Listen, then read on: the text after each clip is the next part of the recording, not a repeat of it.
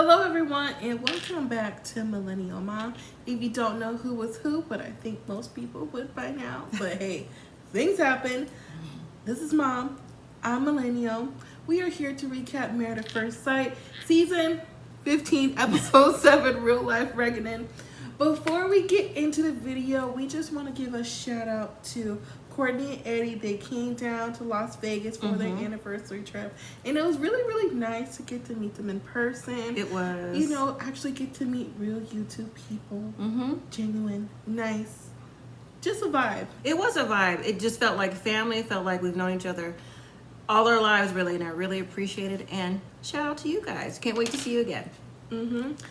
Also, shout out to Kamisha Reviews for hooking us up. If you don't know who either of those are, make sure you go follow those two people. They do lots of reviews for Married at First Sight and different reality shows. But that's not what we're here for. We're here to actually talk about Married at First Sight.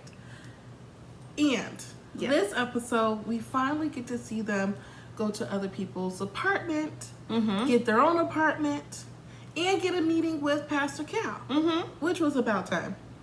It's always about time for the meetup with the Pastor Cal. But you know what? Meet up with the Pastor Cal. With the Pastor Cal. Who else would it be? But I was trying to say in the same breath that I'm ready for the meetup with the other experts. You know what? I've been ready, but they're just taking too long to where I'm just like, whatever, just get me through the season at this point. All right, so this episode, like you said, the honeymoon's over, the meetup and things like that. But so we're going to start with Stasha. Is it Stasha, Stasha, whatever it is? Stasha, you said it right the first time. Okay, it may just be the first time.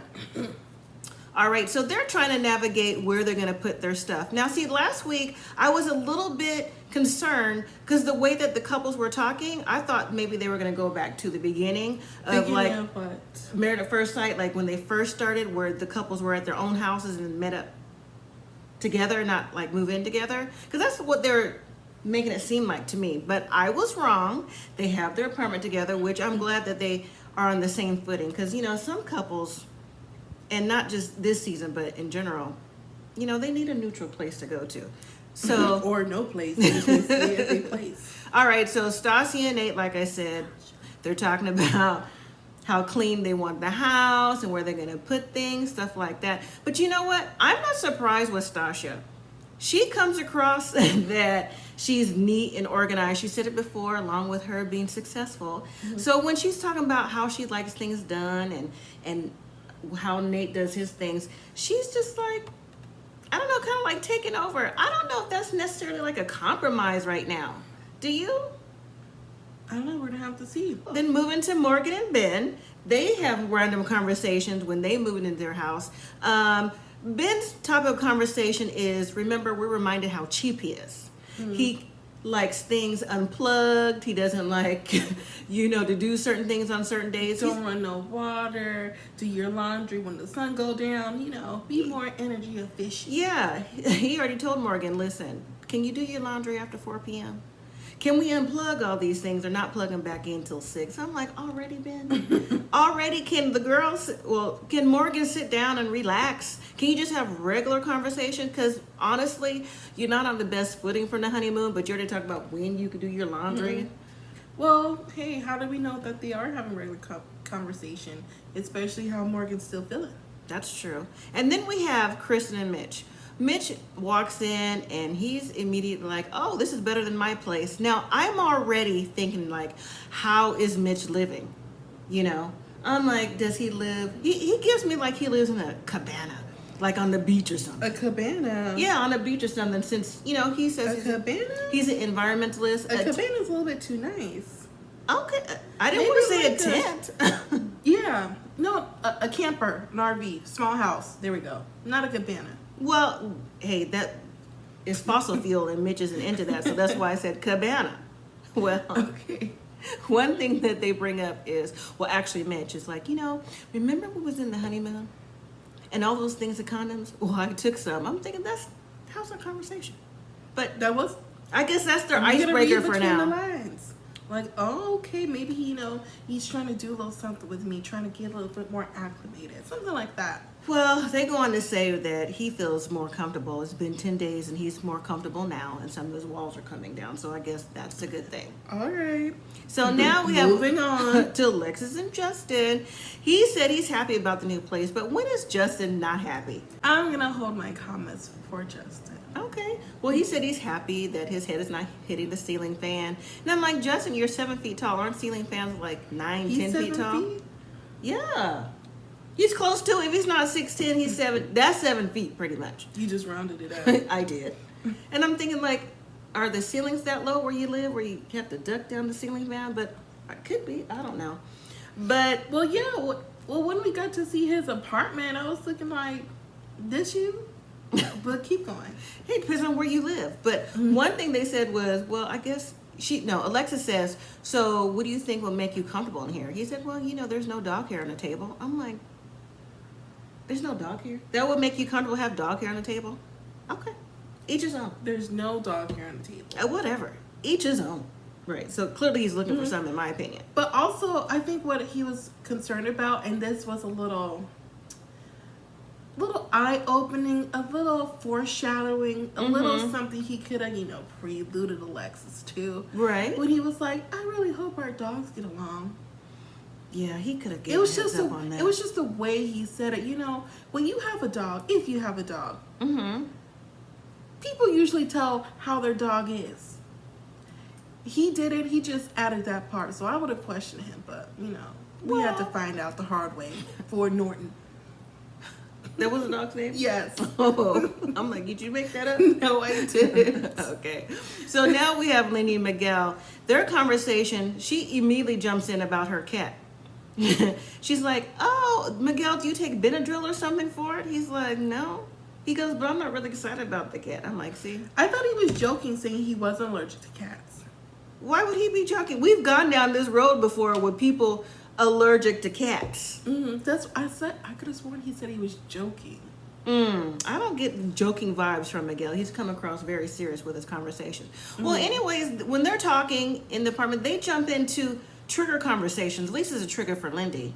And that 8-week conversation comes up again. Yeah, I don't see the reason why he needs to keep bringing that up. I mean, yeah, we know you want to get comfortable and see where things go. And then decision day pops up. Like, you don't need to keep talking about decision day because, as Lindy says, even though it wouldn't be a trigger for me, but it's kind of like you keep bringing it up. So everything that you're manifesting into the air, you're trying to make it come true.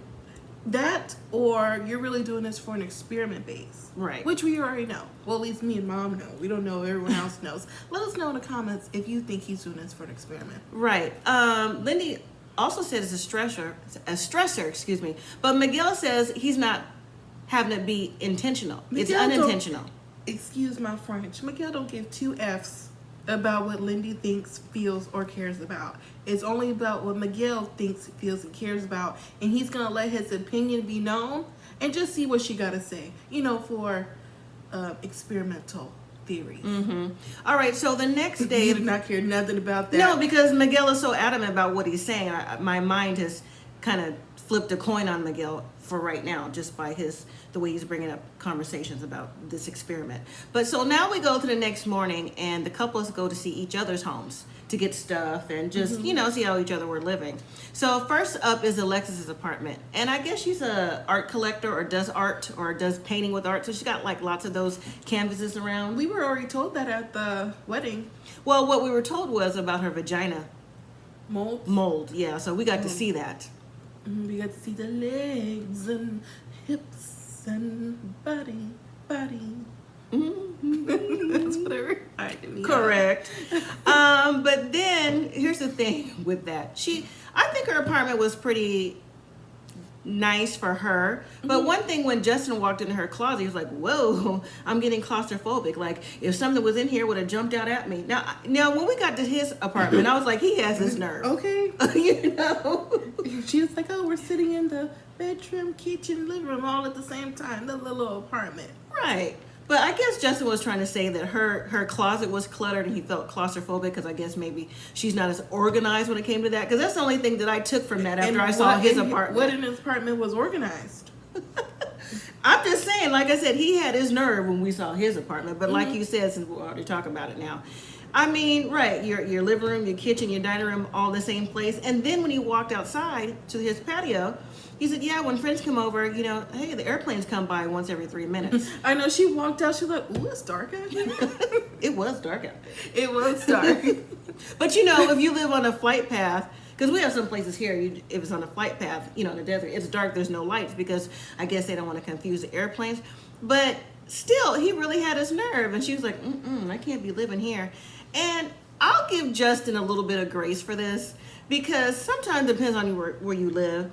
You might be by airplane runway, or you might be by train tracks, or you might be by anything where you can't have a lot of lights to be distracting. So, I mean, you have to live where you live, so that's not necessarily his fault. But I was still like, and you complained about her closet? I mean, you pretty much live in a closet. Moving on. So now we have Stasha's house. And Nate is like, wow, this is nice. Now, I personally was it a house or apartment or condo? It was an apartment or something. I don't think it was a house. No, it yet. wasn't a house. She's building her house. Right. I was expected to be blown away. I was expected to see, like... You know what? I think I was expecting Sasha's apartment to be that neat and organized, but to be the aesthetic of the skyrise. Like a penthouse. Of Nate's apartment. Because his apartment... He had a nice aesthetic. He had a very nice view. Yeah. So I thought it was going to be like that for her. So it was kind of like the opposite. Well, everyone can have a view. Nate happened to have a nice view, but I'm going to touch on that in a minute. But I was still expecting her to have like a penthouse experience because that's the vibe that Stasha gives about her successes. And since she's into real estate, I thought maybe she'd have, quote unquote, the plug when it came to having somewhere to live. Maybe she did. Maybe she got it for the low of what it's going for. Or a good value. I mean, it was nice. It was organized. But while she's talking about, you know, how she likes to have the toilet seat, telling Nate what she wants. She has all these pillows on her bed, and he's like, why we have so many pillows? You know, it's decoration. It's cool with the pillows, but what she had was like a bed and breakfast set where they bring you like breakfast in bed on her bed. She said, oh, this is here every day for decoration. I'm thinking, why? Yeah, man. I mean, it's just you want to live. I guess. Okay, there it is. Because see, I didn't think about that. But anyways, while she was talking and they were going around, she mentions when they get in the kitchen how she wants to take her espresso machine or wants to get one. And Nate's like, well, how much is that? She's like, it's $700. He's like, what? Let's do the math. I'm thinking, here we go. Come through, day trader. Show me something because I know there's something missing. He broke the math down for her and talked about, you know, that comes down to, let's say, roughly $24 a coffee, whatever. And I know why he did it, to see and show Stasha the value of the espresso machine. Like, how come you just can't take this coffee maker? But Stasha's not trying to hear that. Stasha likes finer things, so Nate pretty much wasted his breath. Yeah, you want a good coffee, Why you always gotta get something cheap? Right. So then when we go to Nate's house... We did sell knockoffs, so, you know. Moving on. So when we get to Nate's house, now, is it me? Or didn't they say Nate lived with some roommates? So I thought maybe we'd see... No, because he lived with the lady at the wedding. And some of his friends, they were roommates, remember? Because Nate is not originally from San Diego. He was living with roommates. So I'm expecting to see Nate's room, not the whole house, because it said Nate's apartment. Well, but maybe I missed something along the way. Maybe. If we are wrong, or if Mom's wrong, because she said it, let us know in the comments down below and correct us. Yeah, but while they're looking through his apartment, now, Nate, why do you have like empty oatmeal boxes and empty cleaning supply bottles? So you don't clean and you don't throw away your trash? And I mean, you only had like a dish or two in the sink. But did you think she was overstepping, even though this is technically her husband? She was cleaning out his apartment, fighting expired things, throwing them away. Was that overstepping, or do you think she was doing wifely duties? It was kind of being a little extra, but I mean, if it was sitting out there to see, because I mean, if it shows that the oatmeal box, I wouldn't have grabbed the oatmeal box to see if it was empty. I'm not sure how she realized it was empty, and then she went to look at the wine glasses with spots on them. She goes, well, I guess, you know, you really don't have company or something, she said. No, she said because there was another glass in there, she's like, oh, I guess someone was over here before. we left? Well, his roommates, because I thought that he was a roommate before. I'm almost positive about that, but maybe not. Well, when she was going through his stuff and in her confessional, she was like, yeah, I guess he kind of does live junky and low key. I'm like, well, junky would be correct. It's a bachelor pad, I guess. What people make a statement of what a bachelor pad looks Yeah, like. but did you see the look on his face while she was going through his stuff, though? Yeah, he looked very uncomfortable. As he should have been. It was very uncomfortable. I guess he didn't think they were going to get down to that kind of nitty gritty, but oh well. Now, when we get to Miguel's place, he says he likes to cook. Now, his place is pretty clean, and I'm not surprised about that. But what Lindy does is she goes right to the refrigerator and finds a can of bacon grease. She's like, ew, what is this? He's like, bacon grease. You know how bad that is for you? I'm like, okay, well, kind of is, but, you know, people keep the grease sometimes. Do people keep the grease, or do some people keep the grease? Well, Because clearly, that's not what she does. Well, that's not what she does, but a lot of people do. Because I've even seen, like, in home decor places, cans that say bacon grease. So people do keep the grease. But I guess maybe Lindy was trying to get to the point, like, ew, why would you do that? And two, you're a doctor, like, why would you do that? Mm-hmm. At the same time. And, you know, Miguel, as far as I'm concerned, he blew that off. But also, while they're going around looking in his place, he brings out his Dungeons and Dragons collection. That came out fast. And she's like, oh, okay. So he brings out this big book. She goes, oh, that's as big as one of my textbooks or something that she probably studied with. He goes, oh no, this is like my Bible. She's like, oh, that's kind of sacrilege. I'm like, see, I knew something would come up. There's going to be little inklings to me along the way that's going to come up as far as the religion thing is concerned. And I'm not sure if Miguel's going to say those things intentionally or unintentionally, but I think it's going to come up because of Lindy's just background in general. He excused himself to go to the bathroom. When he comes out the bathroom, he pops back up in that bear costume that we saw him with. She's like, oh my God, who are you supposed to be? He said, Mr. Bear. I said, Mr. Bear. You don't have a clever name for the bear costume? No, that's his alter ego. He want to be called Mr. Bear. We're going to call him Mr. Bear. But maybe we have to give Miguel some kudos.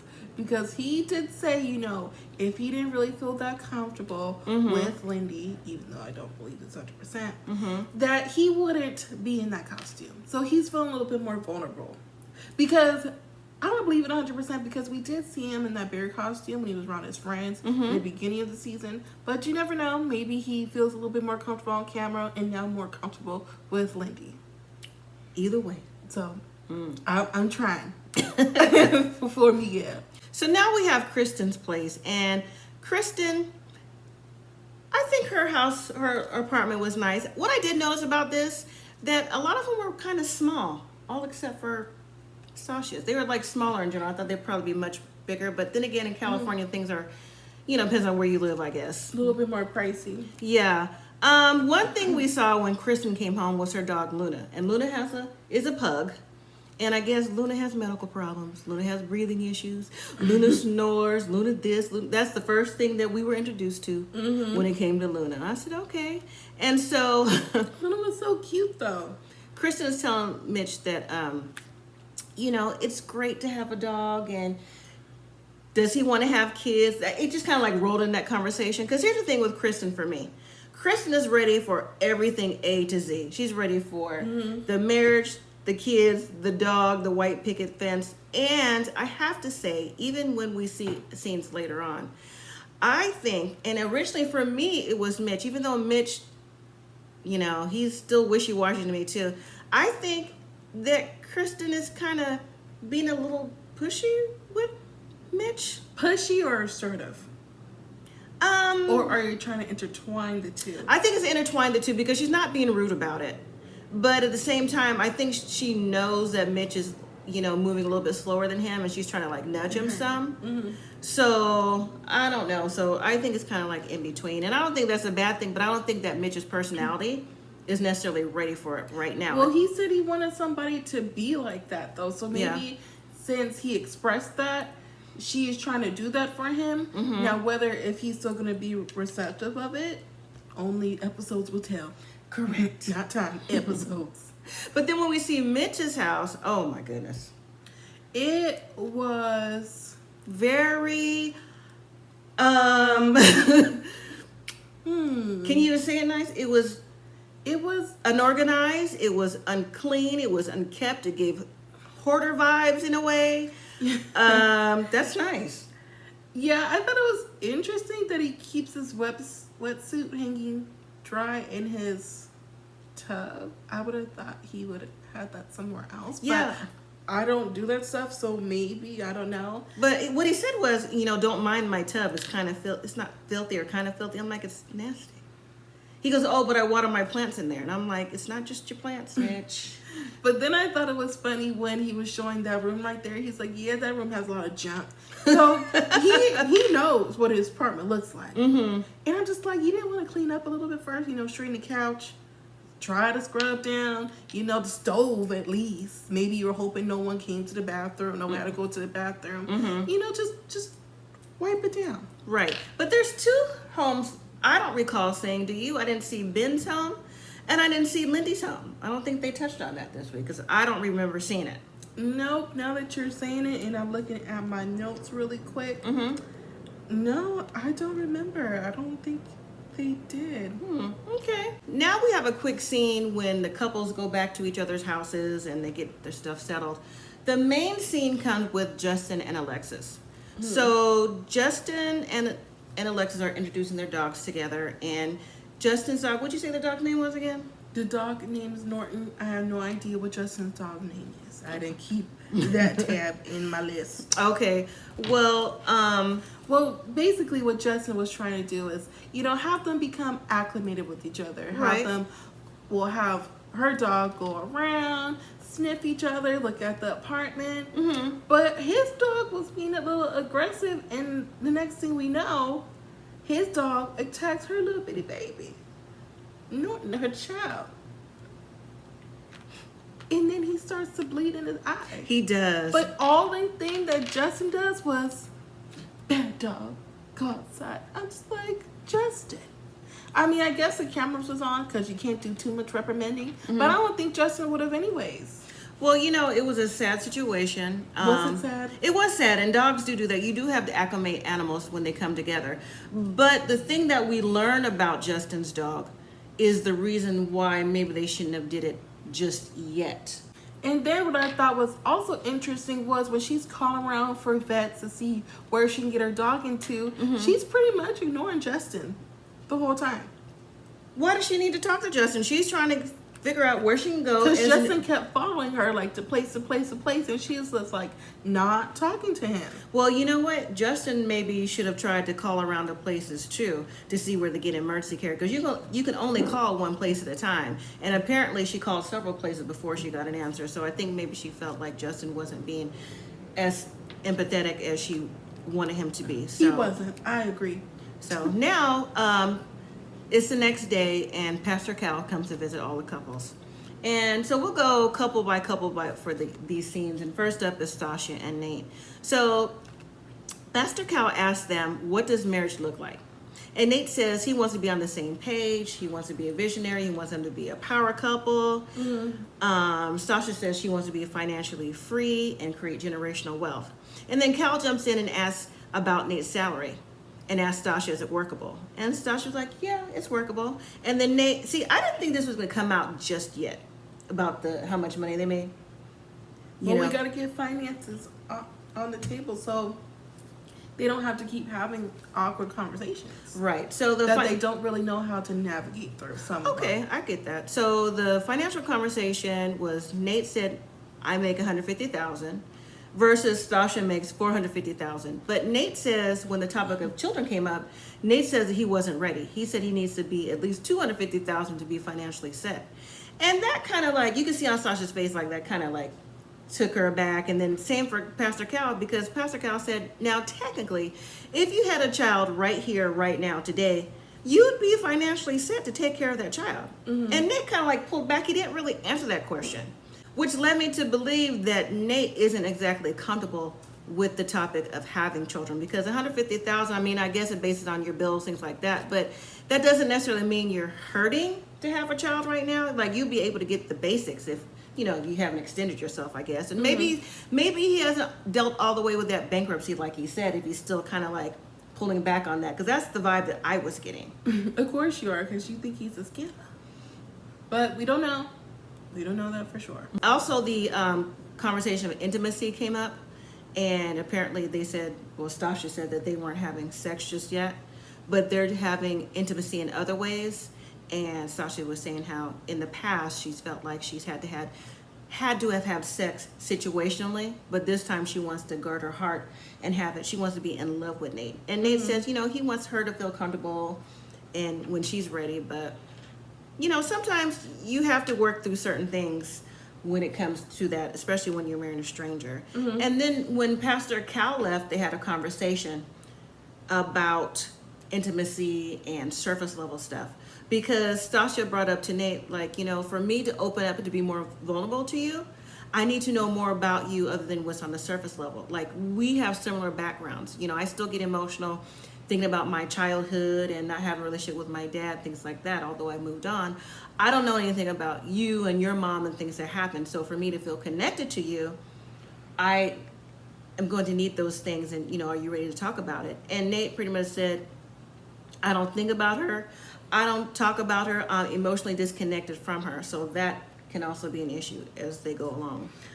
I don't even understand why that would be an issue, because if someone doesn't want to talk about something or someone at the moment, and you can see that it doesn't really affect them either way, because to me, in Nate's eyes, he wasn't really affected by it. Stasha shouldn't really push that issue unless, something occurs one day and he just wants to so happen to talk about it. Yeah. So if Stasha's ready to talk about her dad, cool. But if he doesn't want to talk about his mom, they don't gotta talk about it at this moment. Okay. And then we have a quick scene with Alexis. So we see her and the dog. I guess she's at her own place. I don't know where she is. It didn't seem like she was at the house with Justin. The dog has a cone on its head because it had those injuries. And it's so sad. I was like, poor little T. And we also learned that Justin is taking his dog for 2 weeks of dog training. Looked like he was going on Scared Straight. To deal with the aggression. You agree? Well, yeah, because he was like, I really don't want to do this. And, Justin's like, I've had the dog since a baby. And Justin was making us believe, or leading us to believe that, this is like the first time ever it got too aggressive with another dog. Maybe it has, but being someone who is a dog owner, you know how your dog is around other dogs. That should have been something that he should have told Alexis. Well, we're going to get to that still, so hang tight. So now at Lindy and Miguel, so before Pastor Cal comes over, they have dinner. Miguel brings home flowers, and I think Lindy is just starry-eyed. She's romantic. She said that she was willing to accept anybody if their eyes was crossed at the altar. She was in it forever, no matter what, for her happily ever after. And then here comes Miguel talking about his decision day. I just don't feel right about that. Like, yeah, you can be just wide-eyed and open and giddy about being with whoever, but if someone keeps bringing up something that triggering to you over and over and over again, and in my opinion, pressured you to do something that you might not 100% ready to do, I just couldn't have that same emotion for them. But everybody's different. She wants to be so positive with everything, and I just think that she really needs to dial it back and see what's really going on. But Miguel has her convinced that, okay, so I won't say decision day, we'll just say vow renewal day. And listen, I'm not buying what he's selling. I'm not, but I don't have to. See, now that would trigger me even more. Now, if I ever got married to somebody else and it's vow renewal, I'm like, oh Lord, here's a decision that he gonna leave me. Right. That would be dramatic. So then when Pastor Cal does come over, those conversations come back up again. So really it's just a revolving door of conversation. Cal asks Lindy, what do you need from Miguel? And Lindy says for him to stay tuned into me, to tell me when he's falling into patterns or feeling emotionally unavailable, things like that. Because see, Miguel has a history of, what do you say, leaving at the last minute and not or like he's had his heart broken, so I think he also has lots of walls up. But you know, Pastor Cal was trying to pretty much tell him, keep the walls down, like open up and see what's holding you back, and do what you was here to be in here for. Right, but one thing Cal didn't call him out was the flip flop of the vow renewal, but he didn't get into that. And I didn't like that. Maybe but not yet. No, not yet. Maybe it'll be somebody else. The next step, we have Ben and Morgan, and they're meeting with Pastor Cal. I wasn't surprised with this at all, because the honeymoon topic came up. The overreaction of the being the nurse and stuff like that came out. Now I have to stop you. I, in the past, have not always been a super fan of Pastor Cal. Not saying he's a bad pastor, relationship expert, whoever his title is. But I liked, this is how you know he's trying to show growth with people. When he was talking to Morgan and asked, you know, he has apologized over and over again, right? And she's like, yeah. And she was like, and he was like, well, how does that make you feel? And she was like, you know, that makes me feel really good. Because in the past, she had her walls built up because of the way people treated her. Right. And now she has someone treating her differently than what she's had in the past. She still wants to keep that wall up when it's not the same. So this should make her try to bring those walls down, because he did apologize. And she should forgive him, because it's not like too big of a deal, because you did not 100% tell the truth in a way, so maybe she can see it that way a little bit. But I agree with Pastor Cal. She should let her walls down, because he did apologize, and some people don't even apologize for the littlest things. Right, and one of her issues was she also had relationship issues with her dad. I guess he's broken her heart or just wasn't there for her while she was growing up, so she has those issues to contend with as well, and other things I'm sure that's come along with her childhood that she didn't receive in that area. And then, but one thing that Morgan said, and I agree with what you said about Pastor Cal and what he got her to see and to open up about herself, got me to see, is that Morgan said this part, and she says, how can I trust someone with my body if I can't trust them, you know, with how I feel, my heart, stuff like that. So I felt that. Now, to me, that was deep, and I got that. But, you know, Pastor Cal said, you know, once you forgive somebody, you have to forgive, let them go and start fresh. And after the conversation, Morgan said she felt better. We didn't really get into what Ben was thinking or feeling. He just said that he apologized and just gave his perception of what happened on the honeymoon. And so that was pretty much their conversation. So when we moved to Kristen and Mitch, I thought it was very funny how they were all laid up and hugged up on the couch. I'm not surprised at that, because Kristen, like I said, is doing the nudging now. She really wants intimacy with Mitch. She said this is her husband. This is it for her. Like, her and Lindy are talking on the same level to me about this is it. This is what they want. This is their fairy tale. And she's nudging Mitch more. Like, she doesn't care what anyone thinks. Remember, it's Team Mitch. This is her husband, and she knows that eventually he will come around, because how he looks at her, sees her, what he says to her. Because whatever the vibe that she's feeling, she wants to reciprocate and give Mitch what she's willing to offer. And again, I just think that Mitch is kind of like dragging his feet about this. But when they talked to Pastor Cal, we did learn that they truly did consummate their marriage. I mean, that was eventually going to happen, because he brought the condom. But Mitch also mentioned that he's the type of person where he didn't want to feel any type of pressure. Like, he feels pressure really easy. And I think that was low-key talking to Kristen a little bit. Like, I think Kristen, like I said, pressuring, nudging him. Maybe, even if it's in a positive direction, Mitch it seemed like he's just been, you know, for lack of a better word, a loner all this time, you know, and I just don't understand. Once again, we're coming back to the same conversation. You don't want to feel any pressure. This whole entire show is pressure. You're being watched for however many hours a day, being in a relationship with a stranger who's now becoming your husband or wife for 8 weeks. Then you have to make a decision whether you want to go forward with the relationship or get a divorce. That don't seem like anything but pressure. So you get uncomfortable with the slightest bit of pressure, and you're on the show. Someone evaluated him wrong. Finally, we have Alexis and Justin. So Cal asks what's going on, his famous question. And first thing Alexis says is there was a miscommunication about what the truth is. I'm like, whoa. I mean, that's just it right there. A miscommunication about the truth. I mean, I was like, all right, so good night. That's how I was looking at it. And she was saying that Justin didn't tell her the whole truth about what was going on with the dog situation, how his dog has been in several fights before, that the dog was aggressive, and he just didn't tell her. He had plenty of time to tell her before they got the dogs together, and she feels that Justin's conversations are vague, and he doesn't necessarily, like, he beats around the bush. Yeah, he did. He tried to allude to it. And then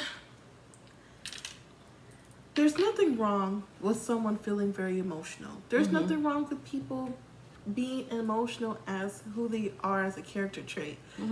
But Justin crying almost every single episode, when he started to tear up, I was just like, he gotta be kidding me. He's crying again about something he didn't tell Alexis. I mean, yeah, he could be sorry, but like, why are you crying? Because your dog is sent away to a straight dog program and her dog is beat up with a bloody eye? You should feel more bad. She should be crying. She should be the one crying because you lied to her, Justin. And Pastor Cal got to get on her. Pastor Cal said, you know what, Justin? It's okay to make a mistake, He said, but you don't have to okay beat yourself up. Be empathetic, but don't beat yourself up because you have nothing to beat yourself up about Well, because your dog is not injured. That's what Pastor Cal didn't say after that. Well, Justin is upset because, one, he's emotional about in general, and two, that he's afraid that his marriage is going to end because of this. But then when Alexis was talking, well, I guess she interjected between Cal and Justin. She was saying how apparently they must have had a conversation off camera that if Justin was trying to really save his marriage, then the conversation must have came up that he was going to give the dog away. Because he was like, well, how can I give her away? I had her since she was a baby. So I think, that's not going to go very far because Alexis said, well, I just can't stay here then. Like, I don't feel safe. Oh, goodness. That was the end of the episode. So it was okay. I think this was another filler episode. I really think that we could have did. Pause. Like, when is it going to be a real episode to you? When they get to doing real tasks and day to day, not like, oh, we're in the apartment and this is the apartment and how are you feeling? Okay, let's get to see the apartment. Let's get to the task. That could have been like 1 hour for the apartments and then let's move on to something else. Like, where's the meetup dinner? Because I think next week is the friends and family again. Like, we keep doing the same things rotation. Show us something the day to day so we can see how they're really interacting together. That's what I would like to see. Thank you for your clarification on that. Thank you. Well, let us know what you guys thought about this episode in the comments down below. Thank you all so much for watching. If you stayed this far, we are having a live tomorrow or whenever this video drops. It's going to be on Thursday. It'll be tomorrow in the afternoon. So we're going to discuss Married at First Sight. All the episodes, whatever you guys want to talk about, bring your comments, bring your questions, come on through. We definitely want to see you. Once again, thank you so much for watching. And as always, live simply, be grateful.